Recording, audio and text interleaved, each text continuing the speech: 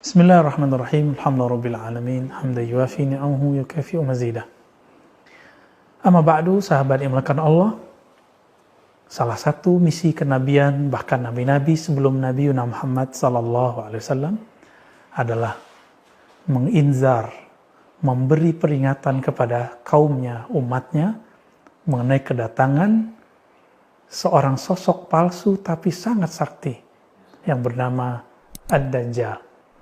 Dalam hadis Imam Bukhari, Kitabul Maghazi, begitu juga dalam Kitabut Tauhid, beliau menyebutkan hadis ini. Hadis ini diriwayatkan dari sahabat Anas bin Malik, Abdullah bin Umar, begitu juga sahabat Abu Hurairah dan Ibnu Abbas. Mereka meriwayatkan dengan redaksi yang berbeda, tapi intinya sama. Bahwa Nabi SAW bersabda, "Aku memperingatkan kalian mengenai kedatangan Dajjal. Sebagaimana para nabi memperingatkan umatnya mengenai kedatangan Dajjal." Lalu di ujung hadis Nabi SAW mengatakan bahwasanya Dajjal itu berbeda. Allah Maha melihat, sedangkan Dajjal itu a'war ainil yumna. Mata kanannya itu cacat. Dan Nabi SAW mengatakan dalam hadis ini, kabar ini lam yakul bihi ahad minan nabiyyin. Ya, tidak ada seorang nabi pun yang mengatakan hal seperti ini kecuali hanya Nabi Muhammad sallallahu alaihi wasallam. Tiada seorang nabi sebelum Nabi Muhammad yang hendak dibunuh, yang hendak ditipu, yang hendak mau diancam, kecuali semuanya adalah konspirasi dari Dajjal dengan penyamaran yang luar biasa. Lalu siapakah Dajjal itu? Sahabat yang dimuliakan Allah, Dajjal itu adalah gelar daripada Musa ibn Sam'un, atau dalam dialek sana yang asli Musa ibn Sam'un As-Samiri. Kenapa disebut namanya Musa? Musa secara harfiah berarti anak air, karena ketika dia lahir muncullah air bandang yang menghanyutkan semua orang di kampungnya, maka disebut Musa. Tapi beda dengan Musa bin Imran, Nabiullah Kalimullah. Ini Musa bin Sam'un, ayahnya dulu sempat bersekutu dengan iblis karena tidak punya anak, lalu menggawili pasangannya di tempat peribadatan penyembahan berhala. Sehingga saat itu menitislah anaknya, yang anaknya adalah anak syaitan itu sendiri. Karena orang yang menggauli pasangannya tidak dengan nama Allah, maka syaitan akan mengganggunya, menitisnya dan segala macam. Walaupun dalam agama kita tidak ada istilah menitis, ini lebih kurang bahasa untuk menyimpelkan dan memudahkannya. Maka Musa bin Sam'un, kemudian Allah utuslah Jibril untuk menyelamatkan dia. Sedangkan orang tuanya hilang entah kemana. Dia masih kecil. Dibawalah ke suatu pulau, sampailah di pulau tersebut diajarkanlah Ismul A'zam. Sehingga si anak kecil ini, yang matanya belean, matanya cacat itu, kemudian mampu melihat.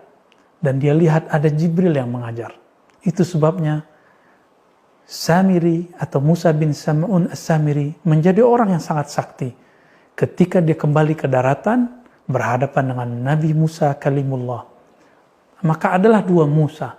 Satu Musa Nabiullah, satu Musa Ad-Dajjal. Saat itu namanya Samiri. Ketika Nabiullah Musa hendak naik pangkat kerohaniannya, beliau mendapatkan wahyu di Tur Sina. Di saat itu sekitar 40 hari, 40 malam, maka Samiri melakukan tugas pertamanya, yaitu menyesatkan umat dari menyembah Allah menjadi menyembah berhala kepala sapi. Kenapa mereka mau menyembah? Karena sang patung sapi ini dibuat mampu berbicara dengan kesaktian yang ada pada Samiri. Akhirnya semua sujud kepada patung. Ketika Nabi Harun mengingatkan, tidak ada satupun yang ingin mendengarkan, meskipun Nabi Harun adalah orang yang fasih. Ternyata memang bukan haknya seorang Nabi Harun untuk mengembalikan mereka. Setelah 40 hari, kembalilah Sayyidina Musa. Ketika Sayyidina Musa Kalimullah, Nabiullah, kembali, marah bukan mainnya beliau, maka turunlah titah untuk menyampaikan pertobatan umatnya hanya dengan bunuh diri. Sedangkan Harun beliau tarik jenggotnya, lihyahnya, lalu kemudian hendak memukulnya, walaupun kalimat di situ tidak disebutkan, tapi lebih kurang begitulah. Ya. Maka Sayyidina Harun mengatakan, ya ibna ummi, wahai anak ibuku. Sehingga Sayyidina Musa tidak jadi melakukan apa-apa. Berhentilah beliau. Setelah itu, aneh terlihat. Jika Harun dibentak dengan bentakan saudara dengan saudara, jika umatnya disuruh bunuh diri, tapi giliran Samiri hanya dikatakan, ma khatbuka ya Samiri. Begitu dikisahkan dalam Al-Quran. Wahai Samiri, apa masalahmu? Apa artinya ini? Nabi Musa mengerti bahwa beliau bukanlah orang yang akan menaklukkan Samiri. Maka beliau hanya bertanya, ma khatbuka ya Samiri. Ada apa masalahmu wahai Samiri? Kenapa beliau tidak menarik jenggotnya Samiri? Kenapa tidak memukulnya atau mengatakan ente harus bunuh diri? Karena Nabi Musa kalimullah diberitahu Allah, beliau bukan orang yang punya hak untuk membunuh si Samiri yang belakangan dikasih nama Dajjal. Siapa yang punya hak? Itulah Sayyidina Isa.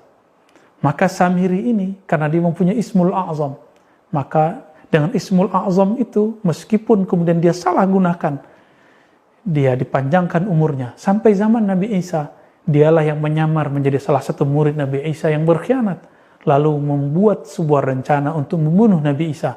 Kenapa? Karena dia diizinkan Allah untuk melihat lembaran takdirnya. Yang membunuhnya nanti adalah Sayyidina Isa Al-Masih. Isa Al-Masih yang hakiki. Sedangkan ia adalah Al-Masih yang palsu. Tapi apa yang terjadi? Allah menyelamatkan Sayyidina Isa lalu mengangkatnya ke langit.